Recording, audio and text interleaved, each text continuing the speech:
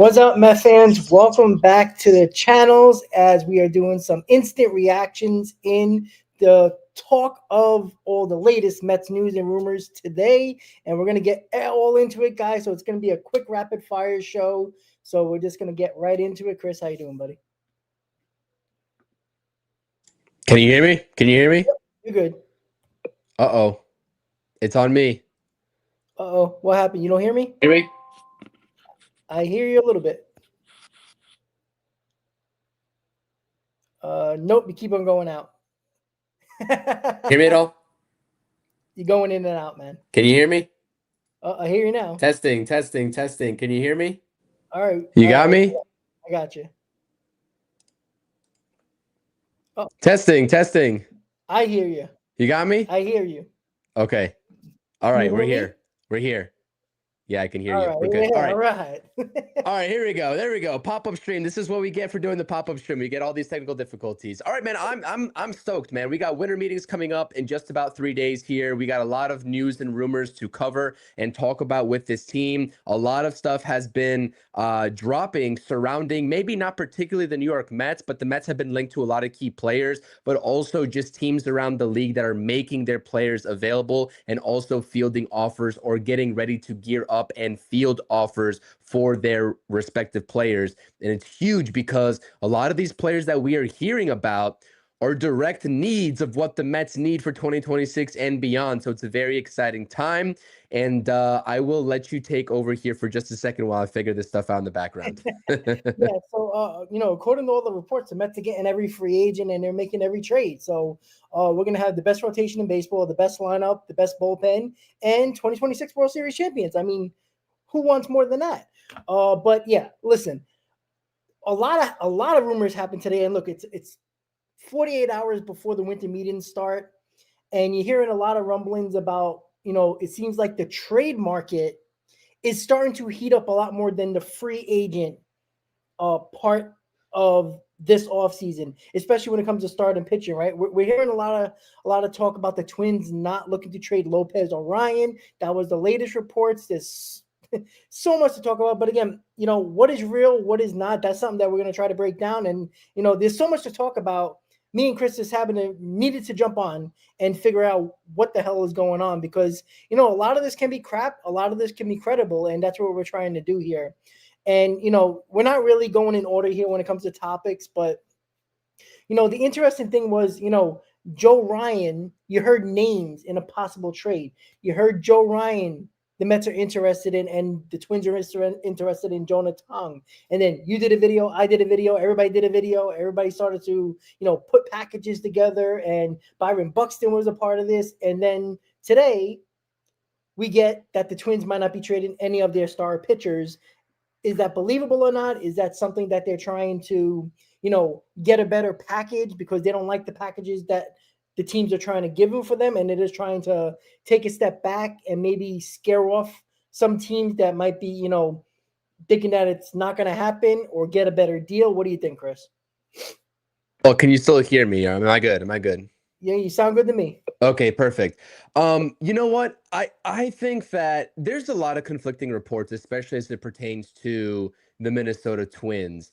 And I was actually really excited about the report that came out yesterday, only for, I guess, Ken Rosenthal to kind of shatter everyone's dreams. But it's actually interesting because I believe the report that came out yesterday surrounding Joe Ryan, for that matter, was from John Heyman. So it's kind of conflicting reports from two major insiders there. I think for the Minnesota Twins, and just thinking from their perspective. And by the way, Mets fans that I've seen on all of my content, whether it's over here on YouTube, whether it's on TikTok or over on X, because I posted the trade proposal. It was a blockbuster, Ryan and Byron Buxton in exchange for Senga, Clifford, Vientos, etc. And there's a resounding consent. There's no consensus, actually. It's just like split, right? Some will do it, some would not do it. And Mets fans, I just feel like, and I'm starting to see the picture of what you've been talking about all along, Rob, is that a lot of fans just want to hold on to these prospects, right? Because, and you ask people why, it's just like, oh, well, because Jonah Tong is going to be the next Jacob deGrom. which very well could be the case, but nobody knows. Nobody knows. And so they're throwing out the scouting grades of his fastball. And I'm like, okay, where's the scouting grade of his third pitch? I bet you can't find it. What about his fourth pitch? It's probably non-existent because it is, right? It's non-existent. And so that's what I like. I kind of went off a little bit on a rant on my X account yesterday talking about that.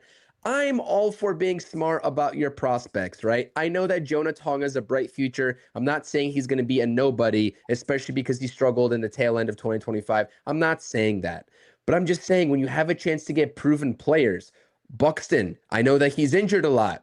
If he DHs, I bet you some of those injuries go away. And with a change of scenery, I bet you he puts up really good offensive numbers. And Joe Ryan, who, okay, a lot of people want to argue that he's not an ace. Would he be an ace in this Mets rotation right now? Yes, he would. Is he going to be an ace in a rotation that's supposed to go out there and get a true number one? Maybe not. He's a solid number two, but the point still stands. He's a frontline starter, whether it's a one or a two in a lot of rotations around the league, I would argue. Because Joe Ryan, I know that some of the ERA numbers are inflated.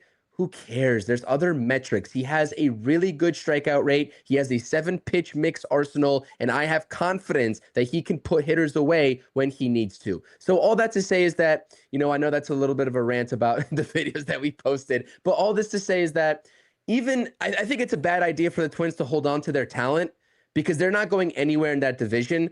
But even if that's the case, Rob, and you can just see it on the screen right now, there are so many more options for the New York Mets to pursue. Framber Valdez, I'm sure we're going to talk about him on this stream, right? Mitch Keller, Skubal, the Tigers, recent report, they are listening in on offers for Skubal. How serious are they? Nobody knows, but they're listening on offers. Mackenzie Gore, I know it's going to be, or could be a rare in-division trade, but he's out there for the taking too, even though he has some of the inflated numbers as well. There's just so many different options they can go down and so many different routes. I think if Joe Ryan is off the table, and even if Joe Ryan was still on the table, my mind, if you're talking about a trade, Tariq Skubal is 1A, you go and get him clearly. But if he's not on the table, my mind shifts directly to Freddie Peralta. I think he is the next best thing on the market that we know of right now. Unless the Marlins, as we are going to get into that report too, are willing to part ways with some of their pitching. I know you like Sandy, Rob. We will talk about Sandy too. But Edward Cabrera is a name that I would love to have on this team. He's young, electric, years of control left, 2026 and beyond, 4 years of control left. And we've seen him in a Marlins uniform against the New York Mets. And the Mets have been linked to him. Like, we know this past trade deadline, they like the name Edward Cabrera, and so do I. So there's nothing short of options this winter meetings coming up, and also the rest of this offseason in terms of the pitching front. And that's why we're doing this stream right now, because there's a lot to get into, and we don't want to miss out. Yeah, and going back to the Joe Ryan situation, about a lot of Met fans on Twitter today, they don't want to give up Jonah Tong, and it's like, why? Like, I mean, he barely is developed in his secondary pitch, let alone his tertiary pitch or his fourth pitch. Like, we got to understand something. Even if Jonah Tong figures out his second and third pitch, what is that going to be? July, August? You really want to wait for that? Well, somebody else is filling in, and you might not sign or trade for a starting pitcher because, well, Jonah Tong is coming down the line. This is the reason why you got 3 top pitching prospects, because you know what? One's probably expendable, possibly 2, especially if the Mets make moves like signing a Valdez or signing, a Michael King or trading for Peralta and all these guys that are available. There's so many options available that one of these guys are expendable. And you know what? Brandon Sproat showed more than Jonah Tong right now. Brandon Sproat's kind of ahead in that game.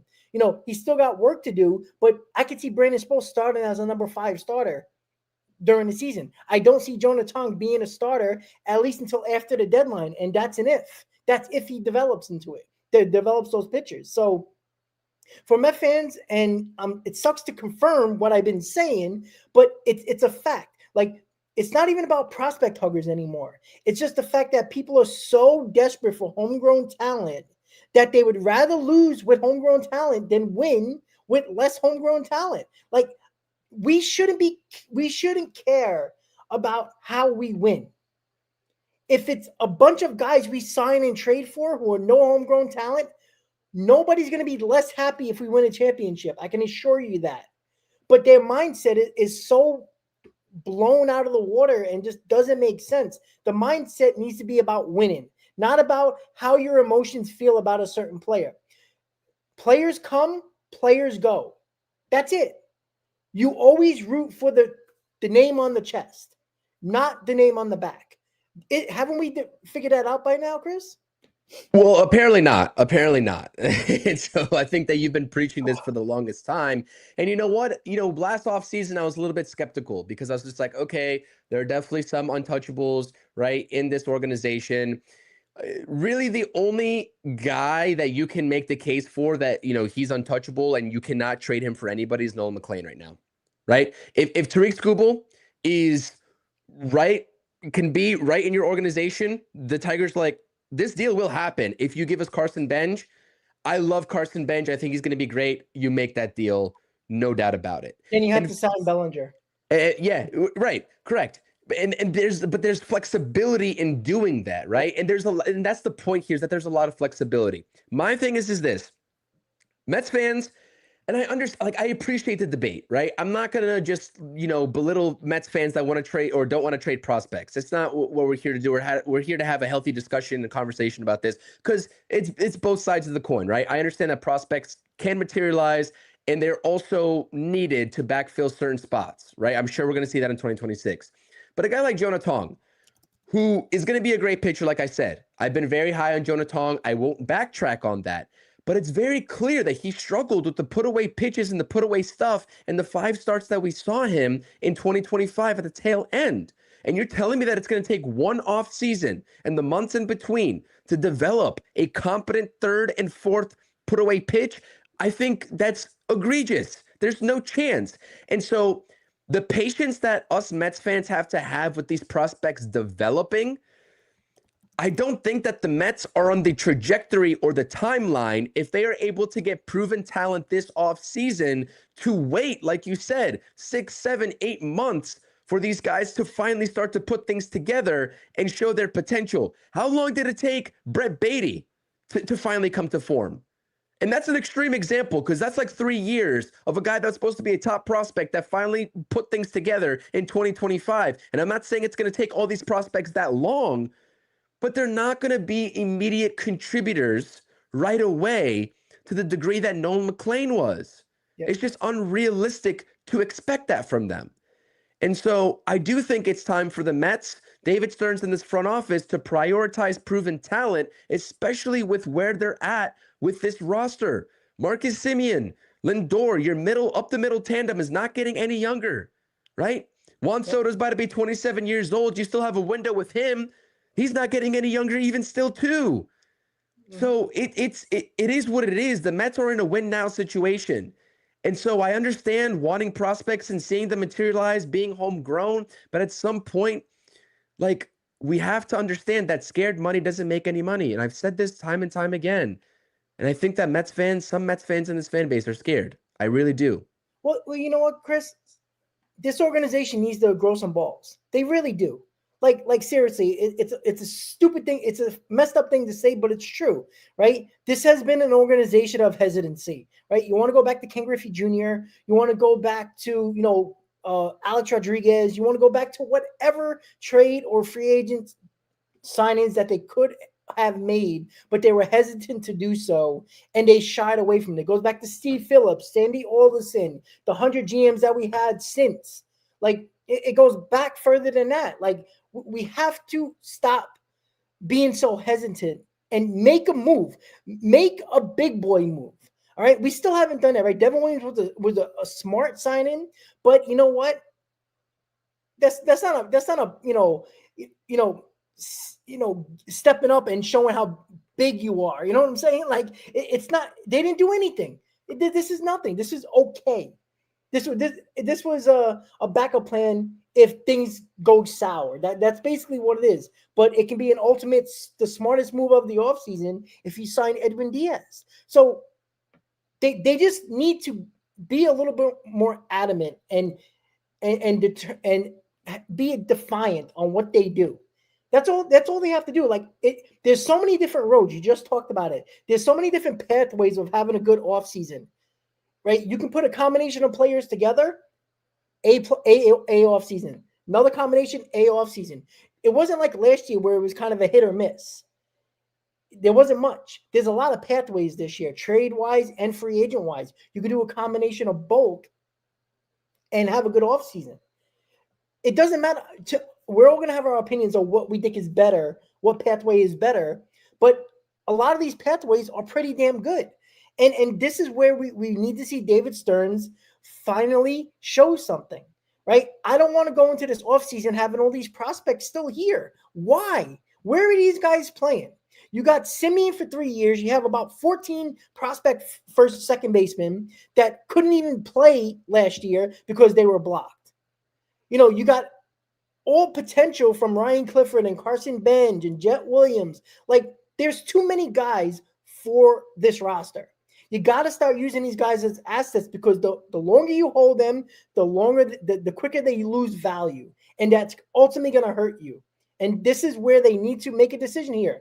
And you know what? If Tarik Skubal, if that report is correct, Chris, Tarik Skubal better be a New York Met. I said that from the beginning. If this guy is available and the Tigers are listening, which the reports say they are, the Mets better be number one on that list on whatever they need to give up to get Tarik Skubal.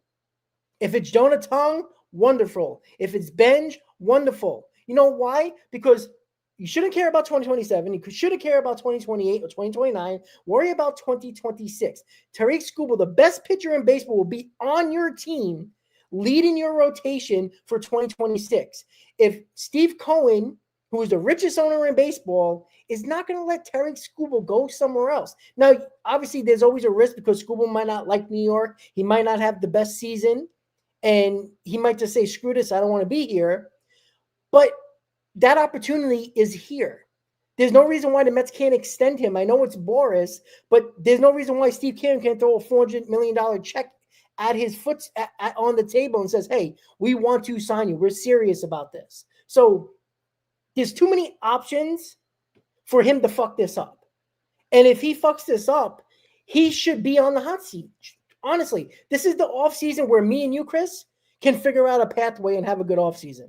If he can't do that, then you really got to question his ability to obtain talent on this team.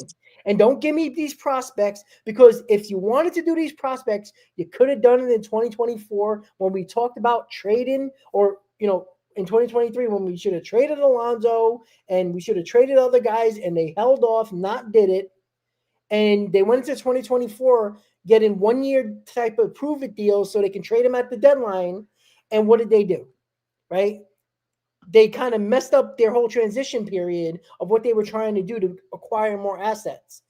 That was the time to do what you needed to do with these prospects. You didn't do that. That is on you. And 2024, the same thing. So, it got very interesting because they started to win, right? I can't really fault Stearns on that aspect of it, but you got to make a decision here, right? Either don't sign Alonso, don't sign Diaz. You know what? If you care about these prospects so much, Dylan Ross, be the closer.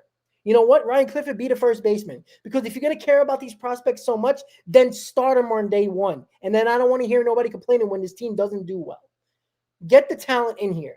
It's really that simple.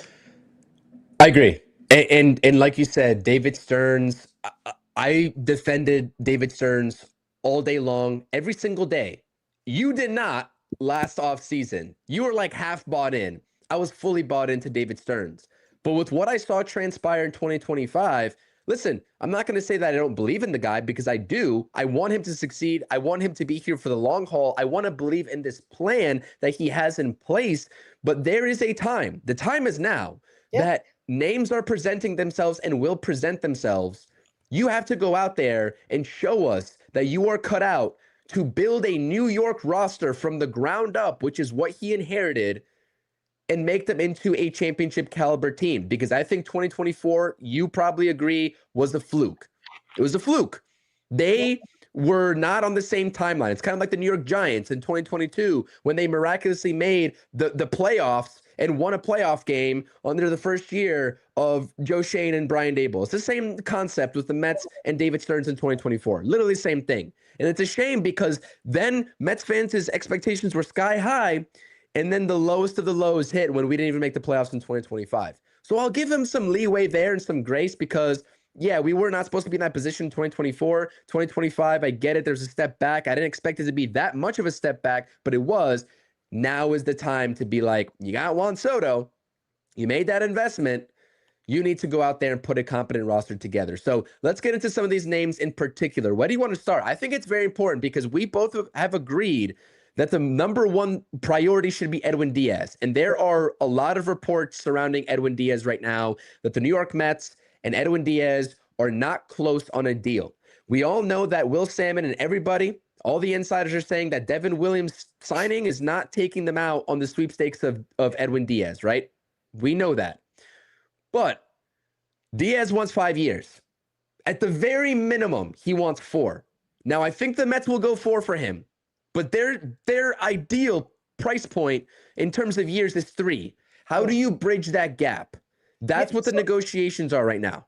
So the good the good sign here is that I don't think the Dodgers want to go 5 years either. Because wouldn't he have signed already? Correct. Right? I mean, you just assume that. So I'm thinking, I don't think the Dodgers, I know they don't care about money too much, but are they going to really have another high-paid reliever with Scott, Yates, and Diaz, getting a ton of money just for the bullpen? I don't think they're going to cry to their mommy about their payroll because it's already enormous. But I don't think the Dodgers want to go 5 years either. And that's why you keep on hearing that, I know Evan Roberts is probably not credible, but it was weird that he said that to start his show today. And that kind of blew up my phone today in regards to, again. But did you see, I think it was Laura Albanese. She kind of blew it up. Debunked that. Yeah. Basically. But again, who the hell knows? Like I don't know, again, she's a good reporter. She isn't like a newsbreaker or she isn't like a reporter that like reports this type of news and trades and but she doesn't go out on limbs and is not incorrect all the time either. Like these but she gets her opinion on Baseball Night in New York. But like she is not the one to start tweeting saying, oh well, I heard the Mets are doing or listening or looking at this guy or that guy. She doesn't do that. So for her to step up like that, I don't know if she heard something different or I don't know. Like I'm not putting her down or anything like that because she could be absolutely right. Well, she said it's a source, and I do believe she has sources, probably more so than Evan Roberts. I'll go on that limb. I think so, yeah. But it was just weird that Evan Roberts just came out like that, like nonchalant in the start of his show. You know what? To be fair to Evan Roberts, right? I don't listen to these radio guys. I think it's really, really well documented. You're more in tune with those guys than I am. I'm not gonna lie, I haven't listened to a lick of their stuff. Like I don't listen to them. So Evan's not the type of guy to just throw shit out there. Like he's not Sal Licata, who is saying no, the NL East is over. Craig Carton is not going to take my spot, and yet he did. Stuff like that. Like he goes out there on the limb on a lot of things. And he says industry sources a lot, but Evan Robert never does that. Like he'll talk about other people spreading rumors and talking and reporting stuff. He never would just say it like that personally from him hearing something. So that's why it was weird. Well, you know what? To come to not to his defense by any means, like I said, like I trust these reporters like Laura, like Will Salmon, the people who generally, and like you said, right? Laura doesn't really break that type of news. So for her to go out there and concretely say per source that is completely wrong, that should give you an indication. But I will say, just to piggyback off of the Devin Williams presser that we saw today live at 3:30, which was only 15 minutes long, it seemed a little like lack of energy to me, right? There was only a handful of questions. It seemed a little bit lacking of energy, and that's fine. And you still have to love the signing, regardless of the answers in the press conference. Like that's besides the point. But like, I just get a feeling.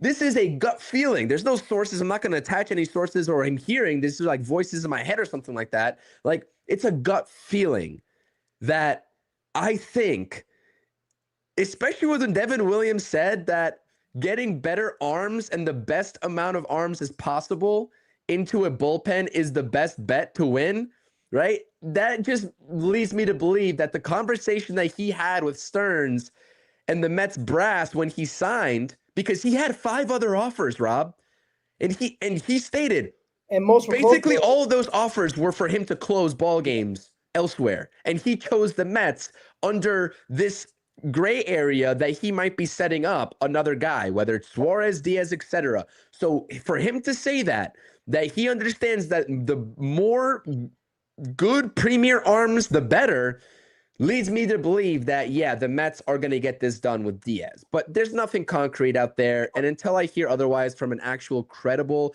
I get it. Like, he doesn't go out there and do that, like you said. I don't know his style.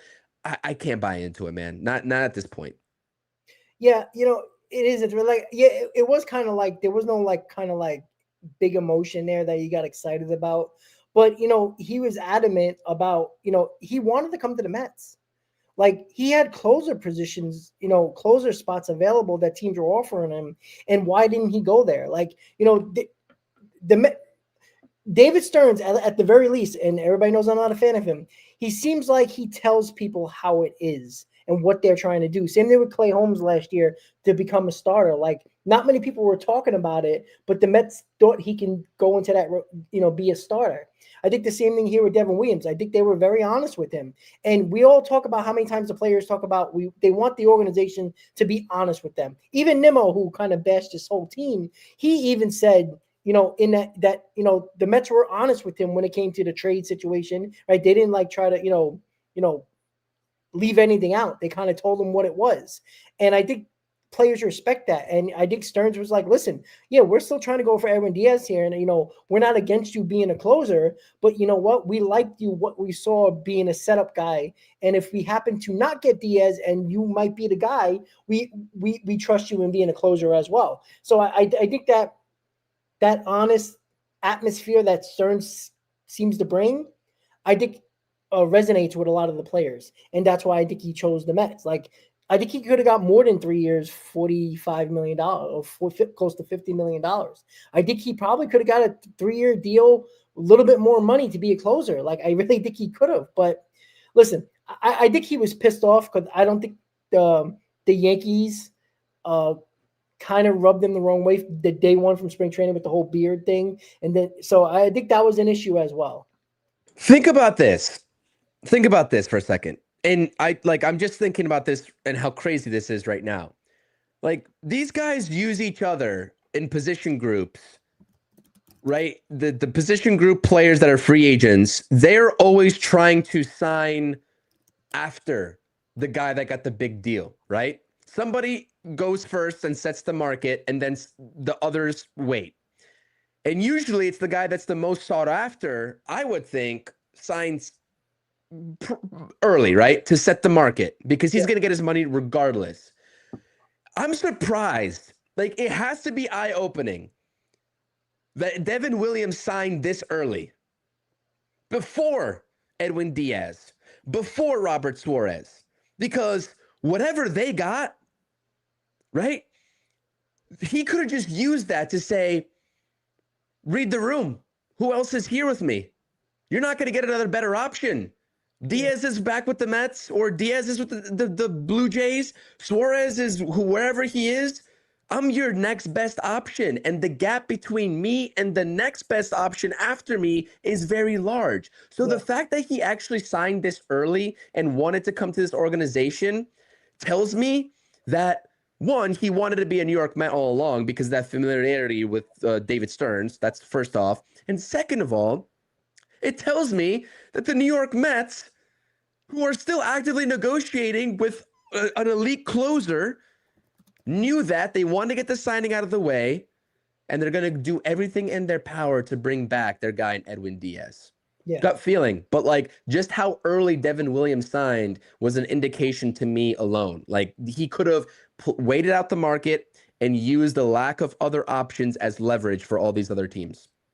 Look, Stearns is being aggressive at the moment, right? We talked about him not being aggressive and letting the market dictate what he does, and he's not doing it this year, at least up to this point, right? The Nimmo trade was kind of, according to what Nimmo said, that the reports were that the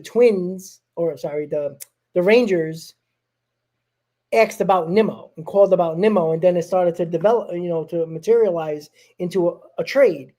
And Stearns didn't wait, right? He talked to Nimmo, gave him a few days to talk about it with his family, and it went through. And then the Devin Williams trade came out of nowhere. There wasn't a lot of rumors about the Mets being in on Devin Williams. There was like a little hint of them being interested, but nothing that serious, and it just happened like that. So, so far David Stearns is doing what I've wanted him to do for 2 years now, and he's doing it right now, being aggressive, but he can't take that foot off the pedal. He just cannot do that right now. You have to be aggressive because, again, these trades can happen. You can't have a Garrett Crochet situation happen again. You can't have Max Fried or Corbin Burns, get off the table because you were not willing to give out money. I know Corbin Burns got hurt, but he wasn't hurt at the moment. And Max Fried had a really good season. So it is going to be interesting what's going to happen in particular with Diaz. But I think it's a really good sign that he didn't sign with the Dodgers yet, because the 5th year, I think, is a pipe dream, to be quite honest with you. I know the Mets are not going to do that. Maybe the Dodgers will budge on a 5th year. They could, if they're a little worried about losing him. But again, they could just sign Suarez. I don't think they're too worried about that, to be quite honest with you. I just think they just want another guy that they can trust in their bullpen. So I'm going to see. I just really want to see if the Mets are serious about that 4th year, because the 3rd year is obvious. They would love to do 3 years, and they don't care how much money. It could be close to $30 million. They don't care. They care about the years, which, is kind of nitpicking, but I understand the logic when it comes to especially bullpen arms. Even though Diaz is the best closer in baseball, 3 years from now, he might lose a couple miles an hour off his fastball, and we know how his fastball plays with his slider. So that's what you always have to worry about. And David Stearns is smart about that. But you can't be that smart and be smarter than everybody else and lose Diaz to the team like the Dodgers. You just can't do that, especially if it's the 4th year. Because if the Dodgers sign him for a 4-year deal and the Mets weren't willing to do that, that's a bad job by David Stearns. The 5th year, I kind of get, even though I would still do it and risk it. The 4th year would really piss me off. I will say this. I'll probably go against that and say that I think the biggest threat to sign Diaz to a 5-year deal just out of desperation, because they gave a desperate deal out to Dylan Cease, is the Toronto Blue Jays. Okay. I think the Toronto Blue Jays would do it over the Dodgers. Well, have we found was there a lot of information on the Blue Jays, though? I know they're kind of interested, but we haven't. Heyman said that he sees the biggest threat being the Blue Jays to the Mets. And there's actually a lot of Dodgers beat reporters. I think Katie Wu is the reporter's name. I think that's who I saw it from. That is directly a Dodgers beat writer. Said that the Dodgers it's very unlikely that they're going to be after Edwin Diaz given the asking price. So I think right now, with what we've been hearing, is between the Blue Jays and the Mets. And that's also coming from John Heyman directly. It's interesting, though, because it seemed like the Dodgers were like a heavy favorite. Like they were willing to just pay anything. But I mean, the Blue Jays are desperate, like you said. Like they gave a crazy deal to Cease. But think about this, too, is that even from the Mets perspective, if they lose out on Edwin Diaz to the Blue Jays, if the 4th year or 5th year is the thing that really is the sticking point to that, Robert Suarez, by nature, who's already 34 years old in comparison to Edwin Diaz's 32, is probably only in line for a 3-year deal anyways. And so if you're giving Edwin Diaz 5 years, that pays him through age 37. Robert Suarez on a 3-year deal pays him through the same age 37. Correct. Now, I will say this. It's basically kind of the same thing. Now, I will say this. The peak of both of these guys' games, I'm still taking Edwin Diaz over Robert Suarez. I think the numbers definitely show that, but Robert Suarez is nothing to joke about. I mean, this guy's a back-to-back all-star. He's got the electricity, right, with the fastball as well. Like, he's posted some really good numbers. I think it would just piss Mets fans off because Edwin Diaz has been doing the job, especially with that 2022 and 2025 campaign, and we've just come to know and love Sugar Diaz. And I think it's the same thing with Pete Alonso. Losing out on these guys that are your guys and leaving in free agency just leaves a sour taste in fans' mouths. But I'm like, if the Mets pivot to Robert Suarez, Devin Williams and Robert Suarez, all the same. Like, let's ride. That's a good back into the bullpen. Yeah, when it comes to some Met, I talked about it on Mets Talk Live. just in general that, the same concept with Pete Alonso, even though I think Edwin Diaz to this team is more important than Pete Alonso, because I think you can find a big bat. It's very hard to find an elite closer. And that has been obvious. Just watch baseball in general. But I've said this for a while. The Mets can still win without Diaz, the same way I talk about the Mets can still win without Pete Alonso. Because again, you just brought it up, and I said it on the Mets Talk Live the other day that Suarez is a step below Diaz, but you can do a lot worse of those 40 saves that he got last year than Diaz. It's not that much of a downgrade. It is a downgrade, but obviously you got to worry about can he pitch in New York and all that other stuff. Diaz can do it, but you don't know that until you try. You can't be afraid to sign somebody because they might not, perform well in New York. You just don't know that.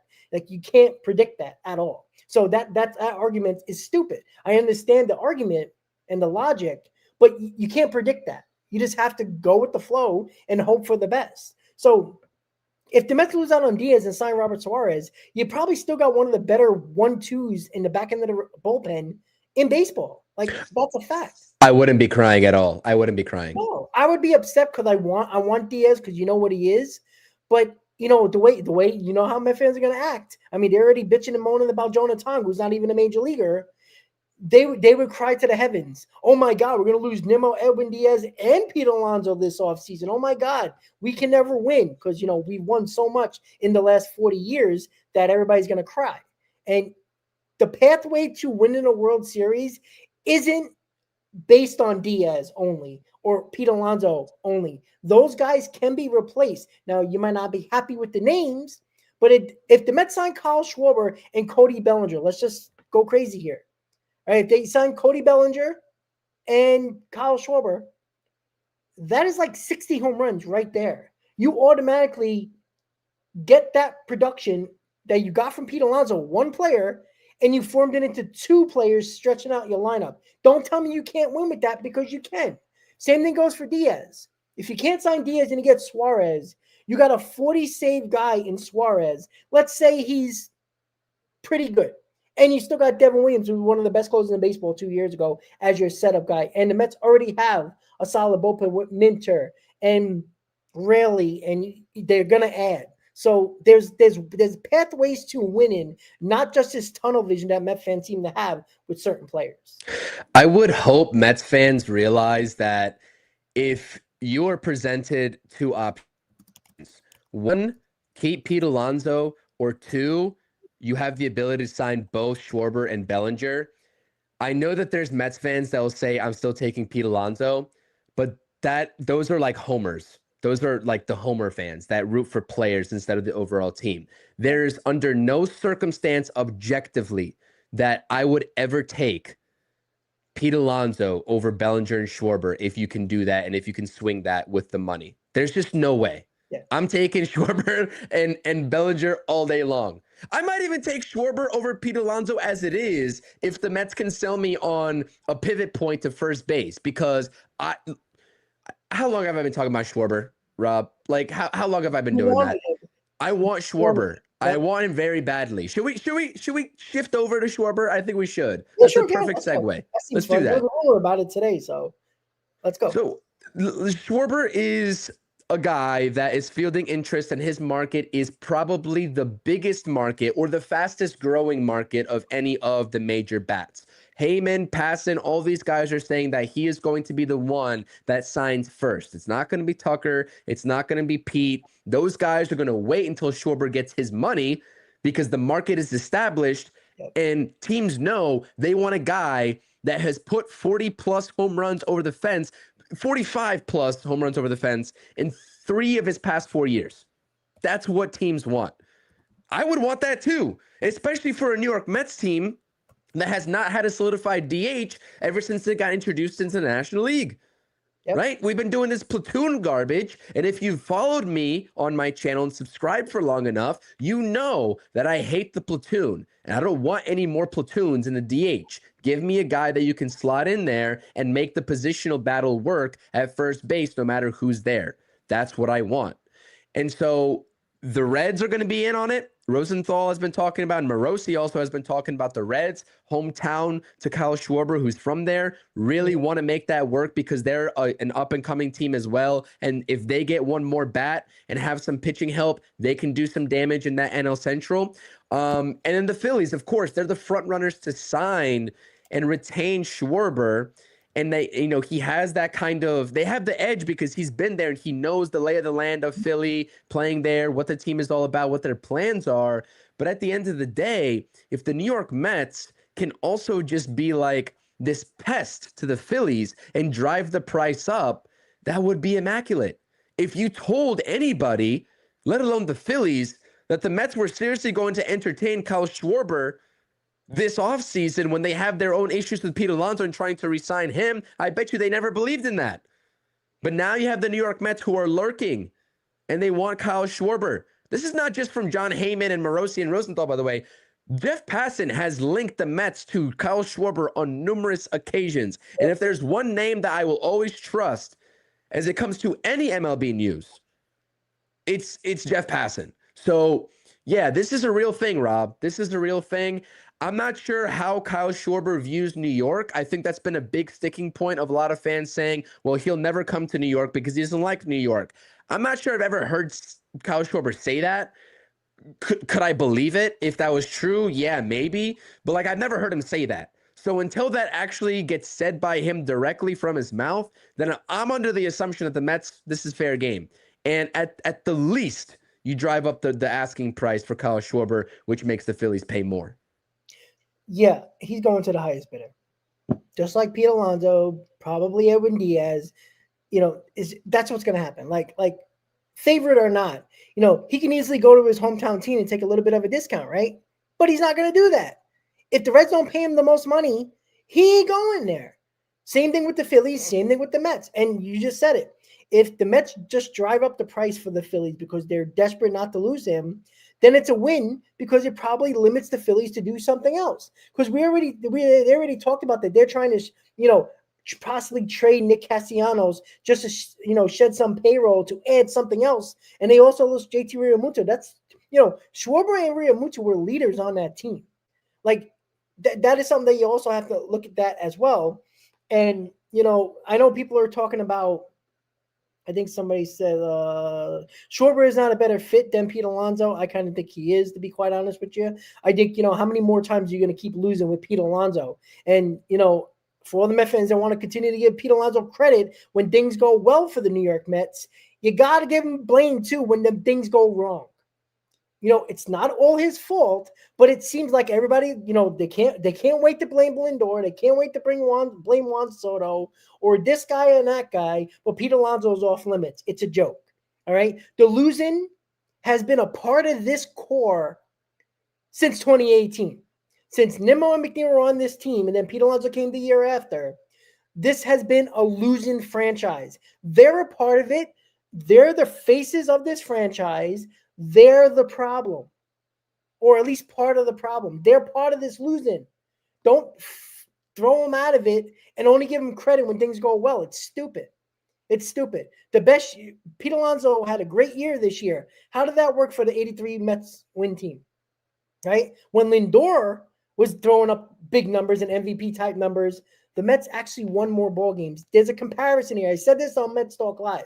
When Lindor plays well and his numbers are great and MVP caliber, the Mets win more ball games. When Pete Alonso goes crazy, the Mets don't win. So just think about that for a second, right? There's no logical explanation for it, but those are the facts. They're right there in front of you. Just look it up. So listen, if you think that Bellinger-Schwarber combination is, you'd rather not have that and just have Pete Alonso, whatever you're smoking, give it to me. Because I just don't understand the logic. You can get 60 home runs, and that's down year home run wise. I'm not talking about the 50 plus home runs that Schwarber hit. He can hit 14, 15 home runs less, and Bellinger can hit 20. Yeah, that might be a downgrade from what they did the year prior, but that's 60 home runs added to your lineup that Pete Alonso, and oh, by the way, did he hit 40 the last 2 seasons? No, right? That's 20 plus home runs you're adding to your lineup with Soto, Lindor, And who knows if Alvarez bounces back, but let's say even 15, 20 home runs from Brett Beatty, Alvarez, 15 home runs. Like, that adds up. Like, don't tell me that lineup is not better. Because what have we seen with a Pete Alonso lineup? We you know, I'm not saying don't get Pete Alonso, but you're crazy to think that, oh, let's get Pete Alonso, because I think me and Chris agree with this. If you sign Pete Alonso, it's probably going to be a 5-year deal. I don't think he's going to take less than that. He'll go elsewhere. The Red Sox will give him a 5-year deal at that, absolutely. too. So. If you sign Pete Alonso, you're probably not getting Bellinger. You're probably not getting Schwarber. You might get, you know, a Luis Robert that you trade for center field. That is. Would you rather have Schwarber, Bellinger, or Alonso and Robert? I mean, come on, it's a no-brainer. It really is. I agree with you. I think I'm inclined to agree with you here. And that is just with the way. So under that assumption, just to get this out the way too, because like I said, if Pete Alonso walks, a lot of Mets fans are asking, you know, what is the first base move for the Mets? Because that's a valid sure. question too. That's okay. A valid question. Again, if Pete Alonso's not on his team, I think Bellinger will be. So he can be your first baseman. You trade for a center fielder, and problem solved. You know, you can use Carson Bench as the opportunity to win left field. There's nothing wrong with that. Or center field and put Bellinger in left, whatever you might have to do, or Okamoto.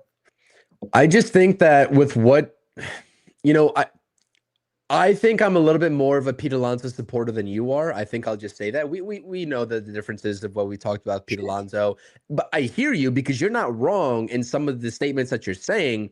I still think Pete Alonso is probably not all to blame for the lack of, you know, Mets. And I'm not saying that you're saying that either, by the way. Yeah. But I agree. And I also agree with Pat in the chat here saying signing Pete means we're basically running back last year's roster. Exactly. That's the point, too, because David Stearns, his first move was to offload Brandon Nimmo. Like, that's a huge core shakeup. And I'm inclined to believe that he's not going to stop there. So that also probably leaves the door open for Pete Alonso walking if he's not willing to accept the Mets terms. And that's okay, because, again, there's other pivot points as well for the New York Mets. Although I really would like to see Pete Alonso back. You know, Bellinger at first base, he can do it. I don't. He's a better first baseman defensively than Pete Alonso. Sure, I can buy into that, but you know what though? You know, if you go ahead and go the Bellinger route, I don't know if you get Bellinger and Schwarber though. Now I'm starting to think about it though. I mean, you're talking about a 5-year deal for both of those guys, probably. I don't think either. Maybe if you could entice Schwarber on a 4-year deal, but like I said, are the Mets really favorites to land Schwarber as it is? So if you're talking about Luis Robert, if that's a serious consideration for an offensive upgrade, and then either one of Bellinger and Pete, it's basically you're asking me who I'd rather have, Bellinger or Pete Alonso. I still have to take Pete Alonso. Sure, of course, because of the offensive production for sure.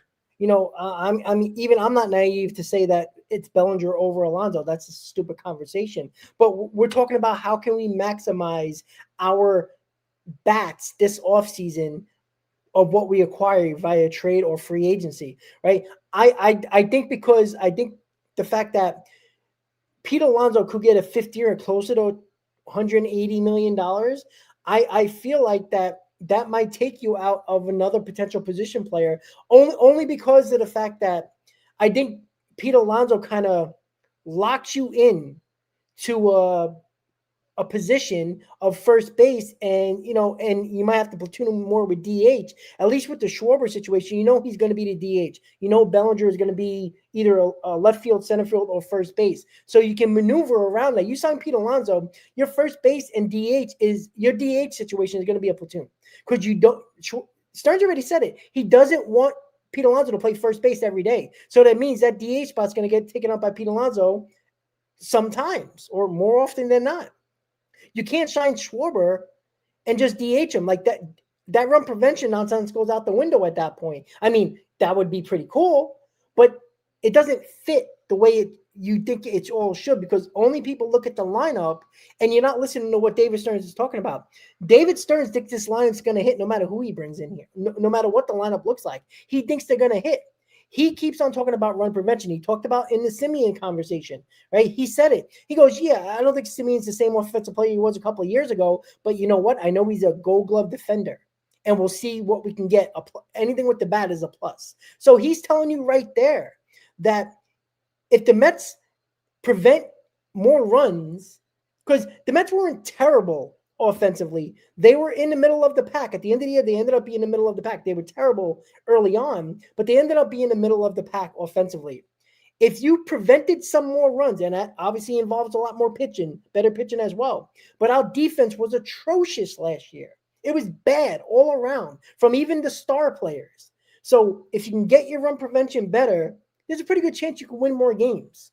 And it's not about my opinion. It's what David Stearns keeps on saying. Every time he speaks, he talks about run prevention. And Bellinger prevents more runs than Pete Alonso.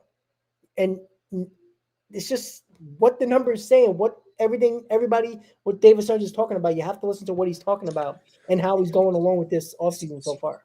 Yeah, no, I agree with that. And, with the whole DH situation around Pete Alonso, I've always been skeptical that it's going to happen in 2026 because I think those conversations were surrounding like 2027 and beyond, somewhere along the lines of his, long-term contract that he's supposedly getting. So I don't know. It remains to be seen. I mean, again, we're talking about these combinations. I'm happy with all these combinations. Like, I'll take Bellinger, I'll take Schwarber, I'll take Pete Alonso back. That's fine with me. But it's not about which main bat you bring back because I think you get one of those. But who is the other offensive upgrade? And that's what this super chat right here on your account is talking about, right? Mets had the best offensive tree in MLB last year. What's wrong with running back Pete, Soto, and Lindor if you changed a lot of the other pieces? How many other pieces can you change around them? You're talking about bringing in a Robert Jr. or maybe some other bat that we're not talking about right now that hasn't been reported, and that's basically it. Like, these are big financial commitments between Schwarber, Bellinger, and Pete. So you have to choose wisely between these names. Correct. It's not like you don't have much flexibility once you make that decision. Correct. So but Pete Alonso makes for less of a flexibility factor for what you do, because now you're talking about a subpar offensive player, most likely in center field or left field, and that's the problem, and that is where David Stearns kind of has a problem with this, and I think that he knows that if he can get Pete Alonso on a 3-year deal, maybe 4 with an opt-out, or just 4 years, I think he can maneuver another big bat on the market, even if it might be a trade that we're not thinking of. Okay, let's do this. Okay. Let's do this. Based off of what you just said in the last few words, Mets get Pete Alonso, right? Or let's say Mets get Bellinger, right? Instead, let's say Mets get Bellinger, and they trade, because this has been circulated that I've seen, but nothing credible. But we know that this player could be on the trade block from his respective team. Wilson Contreras, who just shifted over to first base. He's carrying about $18 million on his contract. Let's look at this Wilson Contreras. This is not where I want to go, but I can see David Stearns doing this as much as it pains me. Let's see here. I think this is a realistic possibility, Rob. Wilson Contreras, ready? He has 2026, 2027, and a club option for 2028. So it's basically 2 years that you have to be locked into him. At $18 million in 2026, and 2027 is $18.5 million. Now let's take a look at Wilson Contreras' defensive numbers at first base, because he, like I said, with the injury concerns, he shifted over in St. Louis to first base. Let's look at Fangraphs here. I always go to Fangraphs for the defensive metrics because we're talking about run prevention here at the end of the day, right? This is what our Pobo is talking about, run prevention. Let's take a look at this. Let's see here. Game log. All right, I'm on the wrong thing. Here, let me pull this up. You can talk for now. Let me pull this up because I think Wilson Contreras, I don't know why, gut feeling. It's just like if you're going the trade route, because like I said, if Pete Alonso's not a New York Met, yes, you can have Cody Bellinger play first base. Is he going to do so on an everyday basis? That's where I have concerns. And Ryan Clifford's not going to be ready in 2026. So there would have to be a lateral movement. In an ideal scenario, you go out there and you sign a guy like Okamoto, who's going to also be a very big financial commitment. And there's been no reports. Maybe that's even to the advantage of the Mets who want to keep things in-house, but I've seen nothing about the Mets being linked or even interested in Okamoto. So that's where I'm bringing up this Wilson Contreras topic. Hold on 1 second. Give me like 5 seconds to bring this up. Yeah. So the Wilson Contreras thing. Again, you're gonna bring up the defensive metrics and all that stuff.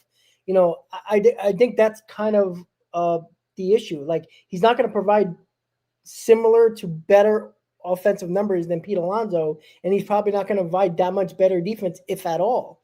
So I don't know if that would be a move to do unless you bring in a Schwarber or a Bellinger to kind of counteract that. So, until you give out the metrics, it's kind of like, one's got to be, obviously the offense is not better than Pete Alonso. His defense got to be elite. And if it's not elite, then I think it's kind of a wash at that point because Pete Alonso is the better player. I mean, if I had to choose between one, I'd rather go the Pete Alonso route. But it's tough because I don't know. I think that when it comes to run prevention, it's just what David Stearns keeps preaching every time he has a microphone in front of him. So it's kind of tough to know that we're looking at potential offensive numbers that can be replaced and better this lineup and stretch out the lineup a little bit more, extend this lineup a little bit more than what it was last year. It seemed like 1 through 4 wasn't the issue. It was 5 through 9. And it kind of, was a problem because no matter what the numbers were from the 1 through 4, the 5 through 9 was impossible to deal with because they were so terrible. So I think stretching out this lineup is important. And, that's why I still believe the Mets need 2 bats in here. Unfortunately, they also need 2 top line starting pitchers as well because David Stearns put them in this situation. You got the numbers? Yes. They're better than Pete Alonso's, might I add. He played a lot of first base. Over 1,000 innings at first base in 2025 for the Cardinals, right? He had previous experience in first base or at first base in the Chicago Cubs days, but this was his first season that he really played first base for the Cardinals on almost an everyday basis, right? DRS numbers, -1. You want to know what Pete Alonso's is? Let me bring up Pete Alonso's, actually. His outs above average is really good, like top tier. Pete Alonso, Fangraphs. And this should be a actually eye-opening stat defensively about how Pete Alonso is not the defender that we all think he is, right? Or that I know that he's not. Yeah. Because Yeah. Wilson Contreras is outperforming him. That's a problem. So let's take a look at this real quick. If I can pull it up here in a timely manner. Advanced, let me go here. So defensive run saved. Not to hijack this conversation surrounding this, because I know we got a little bit of time here. 2025, defensive run saved, -9 for Pete Alonso, -1 for Wilson Contreras. By the way, you want to be as close to 0. You want to be in the positive numbers, but if you're in the negatives, you want to be as close to 0 as possible. So Pete Alonso, -9, Wilson Contreras, -1. Outs above average for Pete Alonso. Oh, this is pitiful. That's just pitiful. -9 outs above average to Wilson Contreras's 6. +6. +6. That's crazy. That's a big number. It's a big jump, man. And so I'm like 1 year sample size for Wilson Contreras. Like I get it. And I'm not trying to shame Pete Alonso here, but like I really do think Mets fans do not understand that he is not the defensive first baseman that we all think he is just because he can scoop baseballs. So I'm just saying. And honestly, Contreras is not a wild take. It's really not. It is really not. I'm telling you that right now. What was his stats last year? Like home run wise? Sorry, I'm making you do all the work here. I think you are mute or something. I think. I think you put yourself on mute. Here we go. 2025, he batted 257, 20 home runs, and 80 RBIs. He had a 791 OPS. So, like I said, it's not all world, but No, but again, with that Wilson Contreras, it's similar to Bellinger Schwarber, right? 20 home runs compared to connecting with or putting together with Schwarber gives you 50 to 60, 55, 60 home runs. Like that's the point here, is that there's a lot of pathways specifically for the starting pitching and the lineup where I think the Mets could use two. And again, name a combination. Somebody says, what about Luis Robert and Pete Alonso? Okay, I'm fine with that. You solidify your defense in the outfield. You give Carson Ben a chance to win the job in left field, and you go to war with that. I'm okay with that. I'm not against bringing back Pete Alonso, but if too many Met fans act like Pete Alonso is the difference between having a successful season or not, it's ridiculous because there's other pathways here. I want Pete Alonso is bringing back the same bullshit again. It is the same 1 through 4. Well, technically, 2, 3, or 1 through 4, except for Simeon are part of that now. If you think Simeon's the difference maker between those 4 guys, you're nuts. It's what is changing. You hope Lindor hits more home runs and more RBIs and has less cold streaks, and Pete Alonso has the season he did last year, which could be a stretch. And then what do you do through 5 through 9? Like, we're not stretching out the lineup. We're dealing with the same stuff that we were doing last year. Like, Luis Robert is a big question mark. I'm not against it, but you're hoping for Luis Robert to find some life again. Or what are we dealing with here? Who's out third baseman? Is it Brett Beatty? Who's out left fielder? Could be Carson Bench. He's a question mark.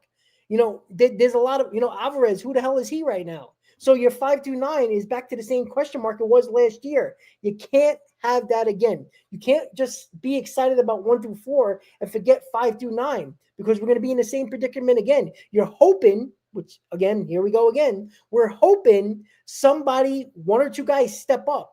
And that's a big ask for guys that haven't done it enough to prove that they can stay in this lineup and be a part of this team. You got to stretch out the lineup. Why?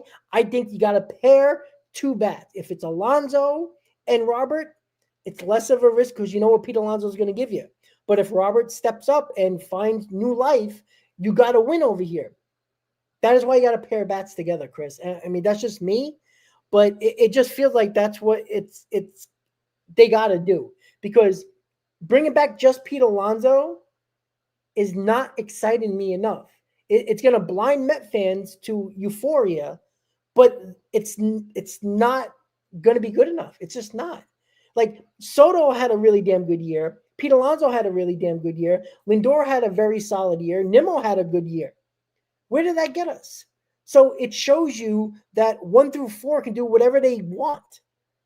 But if the rest of your lineup sucks, you're going to find a lot of losing games because you're going to get stuck with your lineup struggling to probably score runs just like they did last year. We had 3 guys every 1 through 4. We had all guys have over 90 RBIs.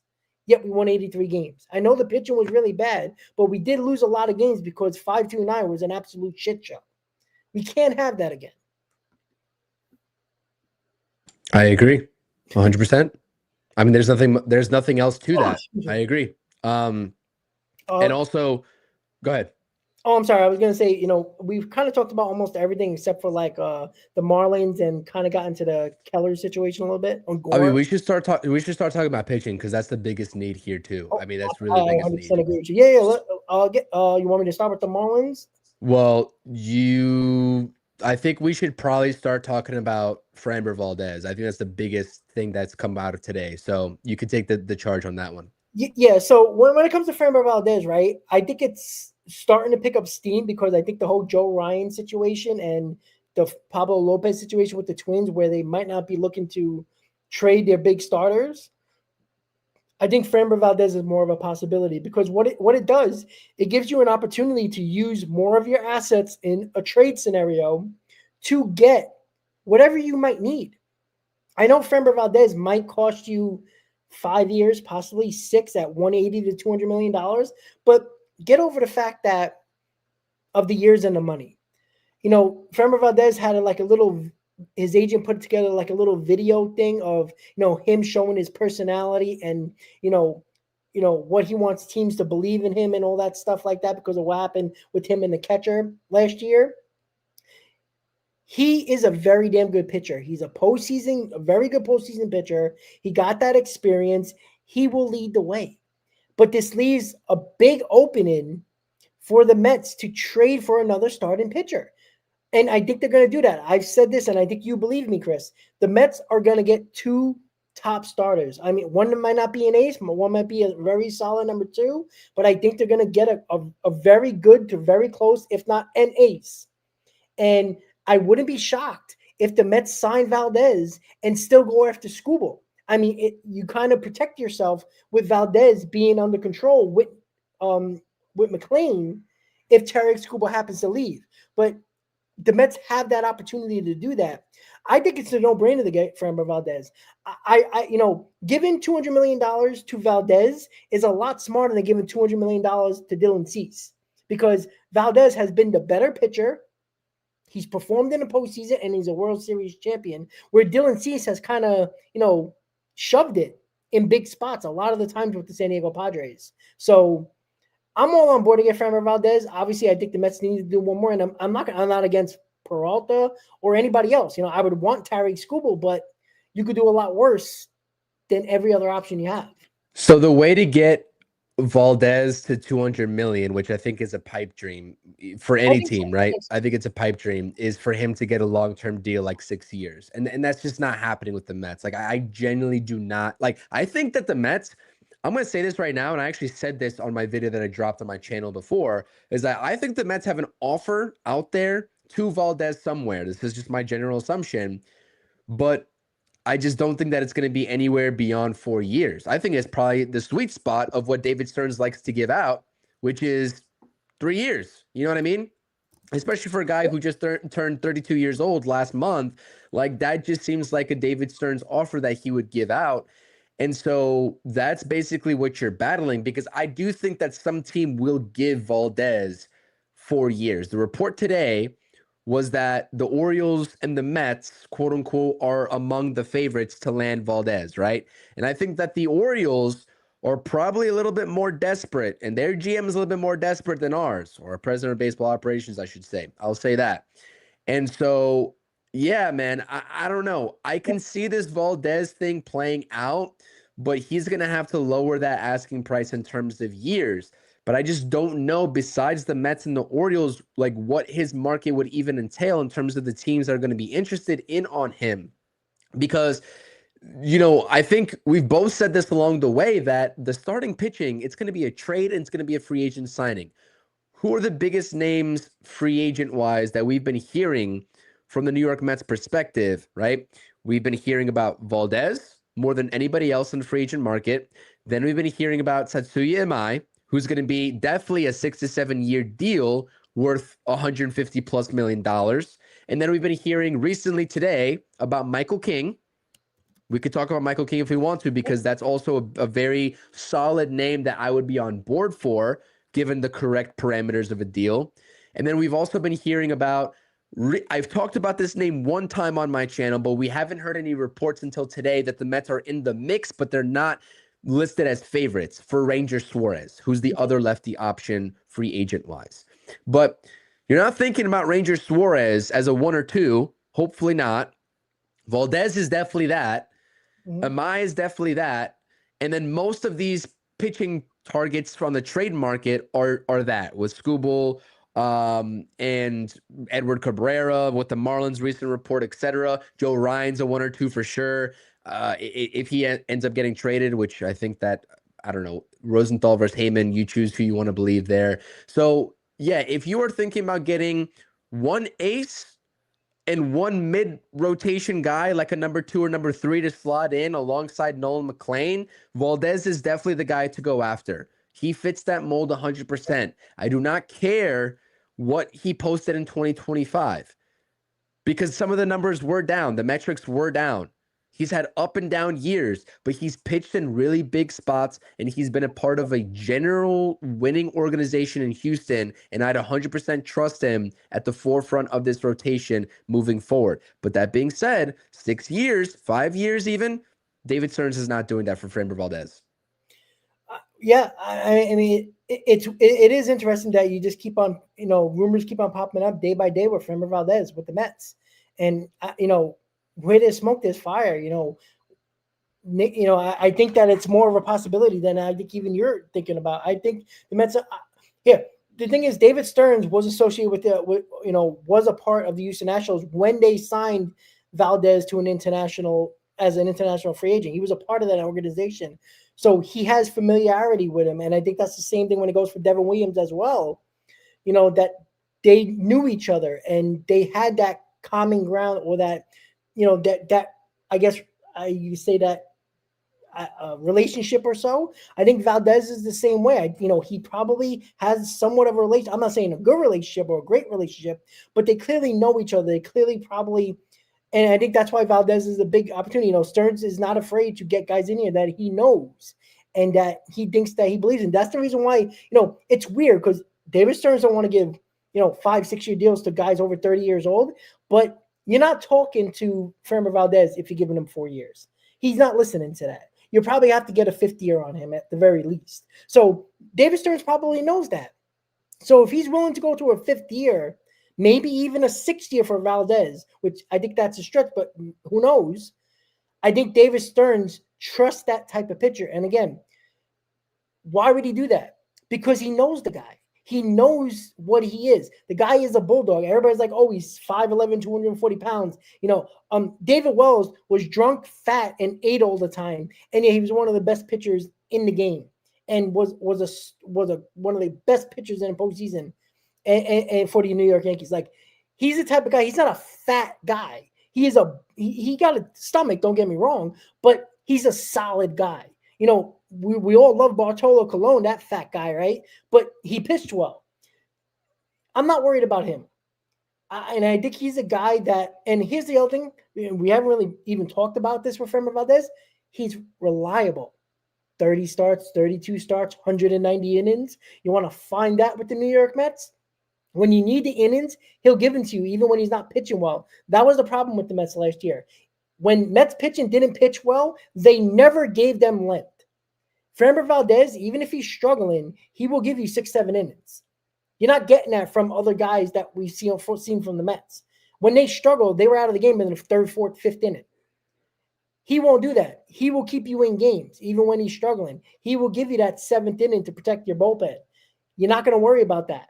That is what he does. The problem with the Mets rotation last year was reliability. We couldn't trust guys to give you innings unless they had a good night. That's a problem. I want guys that are reliable, guys that can pitch, and even when they don't have their best stuff. And Nolan McLean's a part of this because he's shown when he didn't have his best stuff, he kept the Mets in ball games. He was the only one. You need another guy like that, or maybe even two. So that is the other reason why. It's not that he could be, he would be the best pitcher on the Mets, no doubt about it. Some might not consider him an ace, but he technically is. But if you get Skubal, he'll be a number 2. So, all right, let's put it this way, because since we're talking about pitcher right now, do you still believe, because it's been reported all offseason, that the New York Mets are going to get 2 top starting pitchers? And again, that's a solid number 2 that can probably hover around the number 3 and an ace. The only way that they get 2, and I will stand by this, and I've been saying this since the beginning of the offseason, they have to trade Kodai Senga. They have to trade him. I agree. I mean, they don't have to trade Senga first. They can sign and trade for pitchers and then trade them, right? Having Sean Manaea come out of the bullpen is not out of the realm of possibility either. So that's one way to make, a rotation spot happen. It also still depends if what their idea is between 5 or 6 guys in the rotation. I know you have a very strong feeling about that and a very strong opinion about that. But I think that's why I said, I don't think that I think Senga has production days ahead of him. Not what we saw in 2023 by any means, but the injury prone status of him is definitely always there. We needed him the most in 2025 down the stretch. He couldn't provide it. He's come to the Mets organization saying he wants to stay. He's got a 10-team no-trade list, and we don't know. It's not public. We don't know who those teams on his list are, but you have to clear that roster spot. I'm sorry. Senga has good upside. Will we ever see that in New York? That's a big risk to even think about in the next 2 years, that he is solidified under contract to even take a chance on. Because Senga at the top of his game, we've seen what he can provide. But the only way the Mets go out there and get 2 top-line starters, like you just asked me, is if Senga is gone. And I'm still going to be under the assumption, in my humble opinion, that Senga needs to be traded. He really does. And I don't really care. I think the Mets care what package that's for, because like I said, I still don't think they're going to sell low on him. But at this point, if they've identified 2 pitchers that they want via trade or free agency, it doesn't matter what the combination is, Senga has to be gone. Well, then they need to do it then, because like if you here's the problem that they're gonna have. If they do sign and trade for 2 starting pitchers, you kind of handcuff your choice or your potential return for Kodai Senga, because teams know you're not desperate to get anything, because you know you have to get rid of him in this rotation. So you're not going to get anything. So you put yourself behind the 8 ball here. So I think that's why that's why I said I think they need to trade Senga over the next 2 days, tonight and tomorrow, before the winter deadlines really get started, so you can really focus in on your rotation and not have to worry about getting rid of people. Because I mean, I think that's malpractice for this team, for this organization. You can't sign Valdez and go out and, or either sign Amai or trade for a starting pitcher. Let's say it's Valdez and Peralta. I mean, you could keep Senga. I mean, what are you going to make him your number 5 starter? I mean, I don't think anybody's going to complain about that, but I don't want him on our team. I don't want a guy who quit on this team. And I think the Mets were fed up with him last year. He needs everything to be right, and I don't want to go to a 6-man rotation, because it fucks up other guys in this rotation, as I've been talking about all year for the past 2 since they got Kodai Senga. The 6-man rotation sets up the potential of problems for other guys who don't like to pitch on extra rest. They feel like they're too strong sometimes. I'm not saying every pitcher, but there's 1 or 2 guys, I guarantee you, that don't want to pitch every 6th day. They don't want to do that. And you can't keep on doing this to these other guys to appease Kodai Senga, who needs everything to go right just to get on the mound before he even pitches well or not. He's not trustworthy. He's pitched, in 3 years, a year and a couple of months? He's pitched a year and a half out of his 3 years. That is not reliable. That you can't have these unreliable guys in this rotation and think it's going to be okay. You got to start learning your lesson a little bit. And if the Mets are serious to bringing 2 top starters in here, get rid of them. I know the return might not be great, but you got to make a decision. Again, another indecisive situation with David Stearns about Kodai Senga. Make the move. Do it. Get a reliever for him. It might be somebody who might not be good, but maybe hit lightning in a bottle. You got to make a decision on here, because you can't lose out on a potential better starter on the market, either in free agency or the trade market, because Kodai Senga was still a problem where you want to send him because of returns. It doesn't make sense. If you can convince a team that they will take on the entire rest of his contract, and then you sell low on him for, let's say, a prospect or a low leverage bullpen arm, then yeah, I think that's definitely fine too. But I think that with what the Mets have set as a precedent, under the Steve Cohen regime, that they're just going to get these contracts off the books and also take on money as well.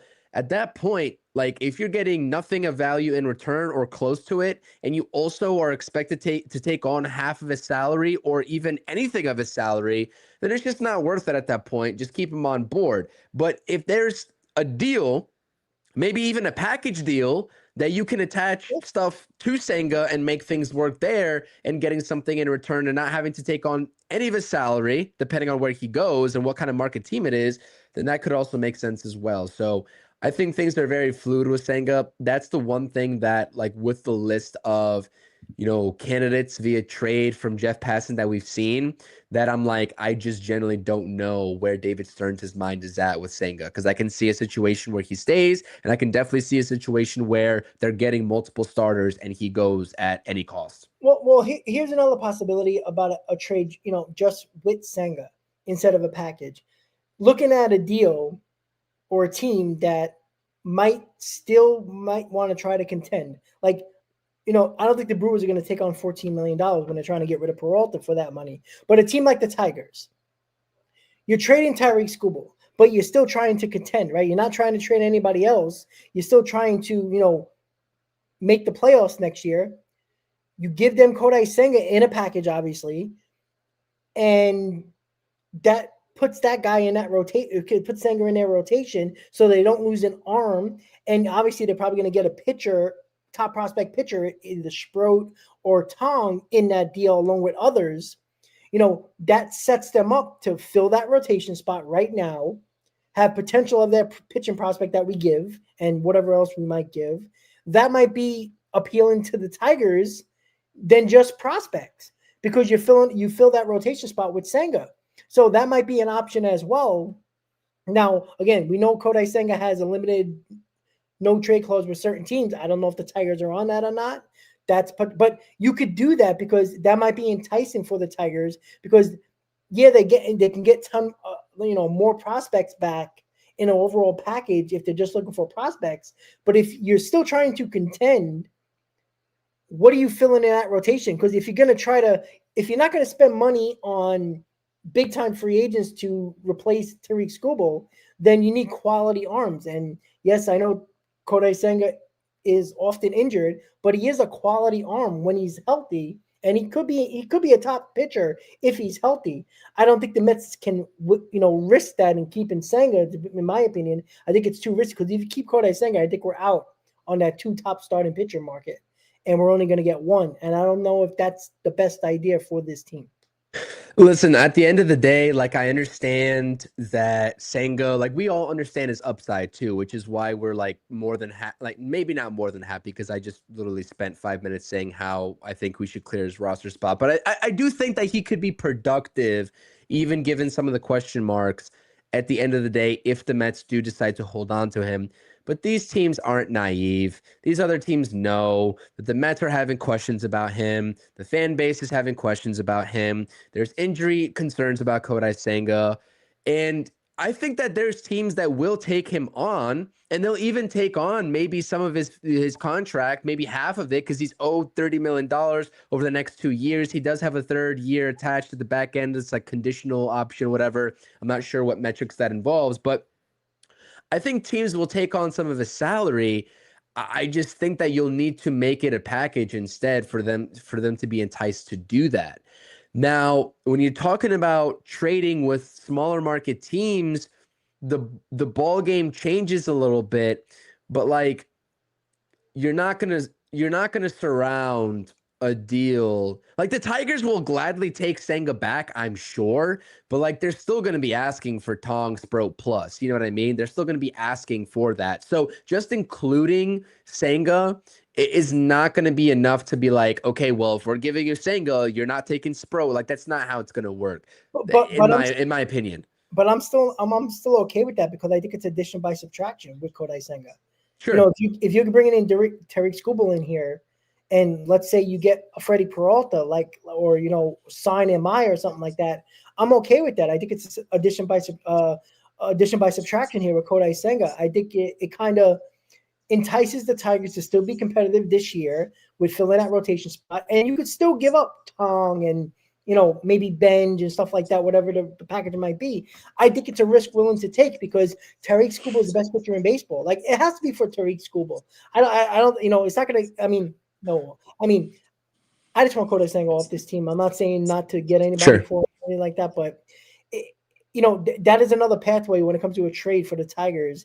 And again, if Tariq Skubal is available and the Tigers are listening to teams that have reported that's happening, the Mets need to do it by any means necessary. It would be wrong. It would be such a detriment in back-to-back years to lose out on Garrett Crochet and Tariq Skubal when they both were available and you were talking to these teams. You can't lose out on both of those two guys because that shows that David Stearns is what? Indecisive. He's afraid to give up too many prospects. Like that cannot be an option anymore. You cannot be afraid to trade. I'm not saying to trade 9 out of your top 10 prospects, but some of these guys are blocked. Some of these guys are blocked by other prospects that you might feel favor of. Pick a bunch of prospects that you're willing to trade and let's get it done. To finish up, we only got a couple of minutes left, but with the Marlins, we haven't really got into the Marlins at all. But Sandy Alcantara, Edwin Cabrera, you brought that up to me earlier. If you want to bring it up real quick with Edwin Cabrera, let's chat about it real quick. Yeah, so and I think that we need to talk about this because this actually just released maybe 40 minutes before we came on stream here, and Will Salmon and Rosenthal broke this, saying that the Marlins are going to be interested in trading and listening in on offers on their pitchers outside of Yuri Perez, right? That's the one name that they're not going to be listening in on offers. So by that, with this report, you'd have to think Edward Cabrera is out there and Sandy's out there. You're a big Sandy guy. If I remember correctly, you think that Sandy is going to be a New York Met. And just because Jeff Passan did not list the New York Mets as a potential fit for Sandy this offseason doesn't mean he's not on the radar of David Stearns, right? Again, when we talk about the way that the Mets operate, sometimes you don't hear about a direct link until it actually happens. Yep. And so I think that the Mets and the Marlins, I know that in-division trades are really tricky, but I think that if there was two clubs between this NL East, I think the Mets and the Marlins match up pretty well trading with one another.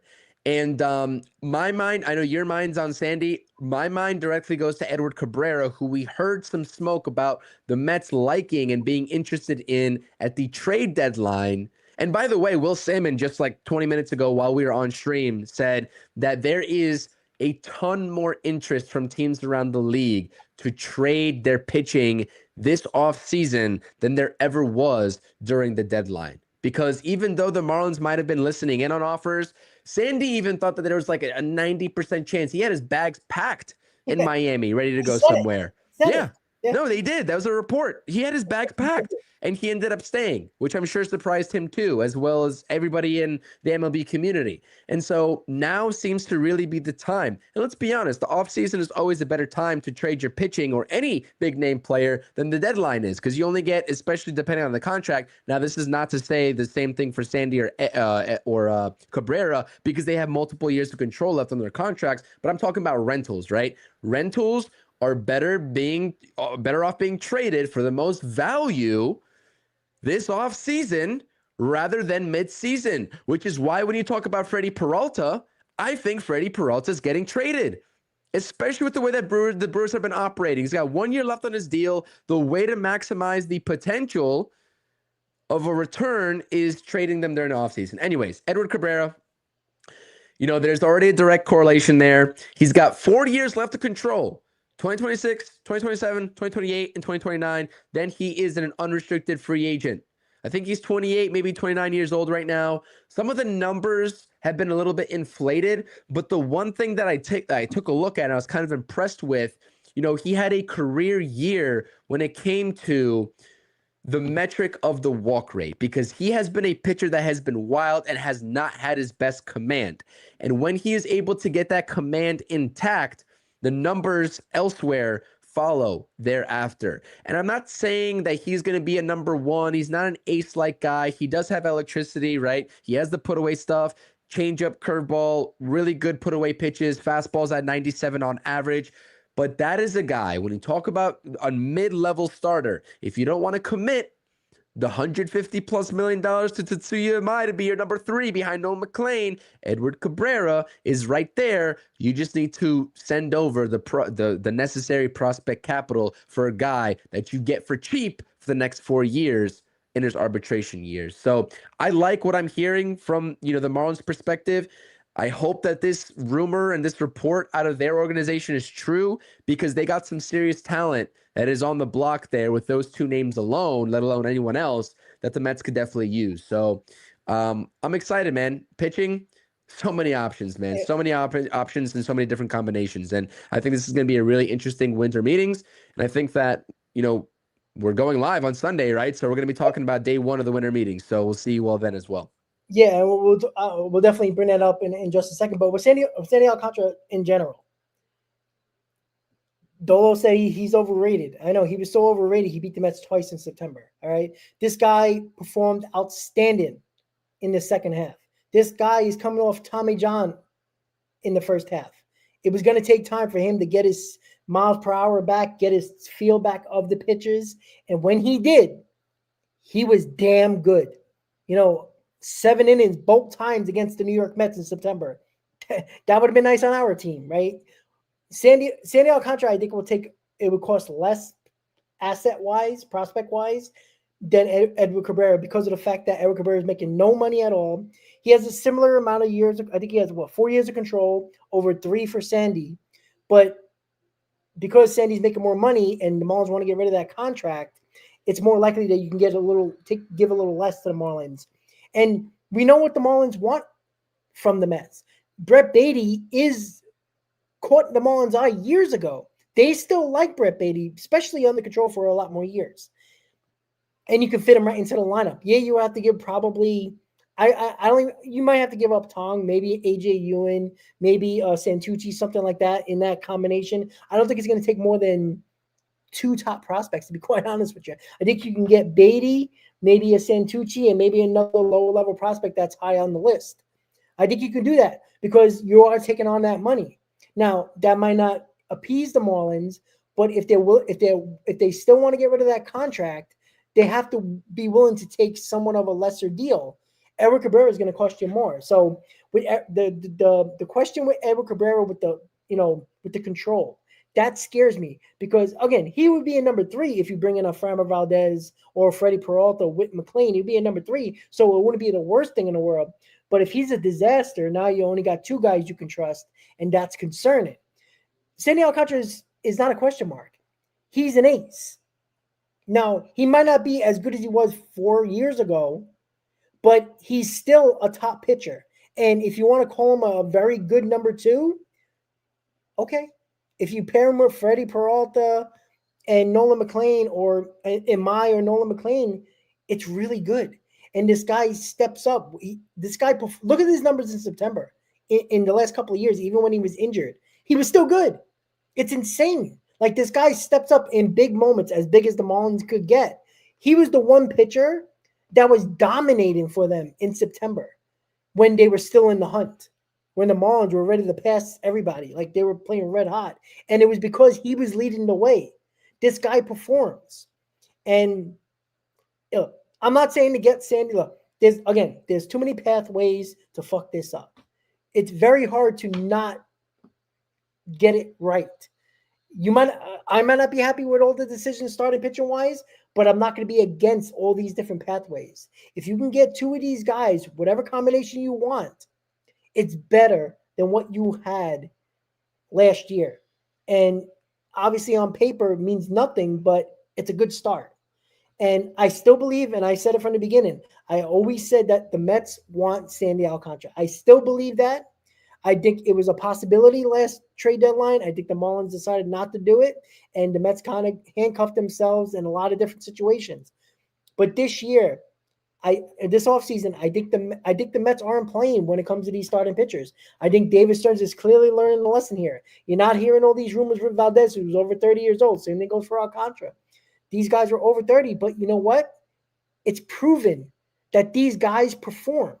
You can't keep on relying on, reclamation projects and all these prospects that are question marks. You can't rely on that. You got to have proven talent in here. And I think David Stearns is starting to realize that. Chris, any final words? And then we'll talk about the hot stove on Sunday. No final words. I think if you go and get Sandy, you got to get Mark Vientos in that deal, since that scuffle that they had there. They had that scuffle at Citi Field when Sandy hit Vientos, and Vientos didn't take too kindly to that. No, all jokes aside, I appreciate the stream. pop-up stream. Again, we wanted to get ahead of some of these rumors for you all. It's a busy time over the weekend. Not sure if we're going to have much time tomorrow, but Sunday definitely will be back, and I'll let, Rob talk about that. So hopefully you all are ready for an exciting winter meetings.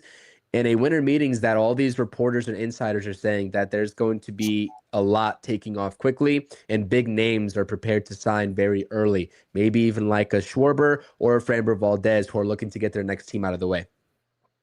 Yeah, exactly. And again, guys, with the meetings start on Sunday, me and Chris will have everything that's going on the first day on the winter meetings. I set it for 7:00 on Sunday, but time we'll decide what time is good. Depending, it's Sunday night football and all that. So we're trying to get everything together here. It's going to be Sunday night for sure. It's just a matter of when, and probably between 6 and 8. I think it's probably the best time, sometime around there. So we'll have everything that you need. What's going on first day of winter meetings and whatever else is going on. Hopefully the Mets make some moves before that, and we get to talk about it. So with that said, guys, thank you for tuning in to a special edition of the Mets News and Rumors. Technically a hot stove edition, and we'll see you on Sunday, guys, with Mets Hot Stove for the first day of the winter meetings. Have a great night, guys. Let's go Mets. Let's go Mets.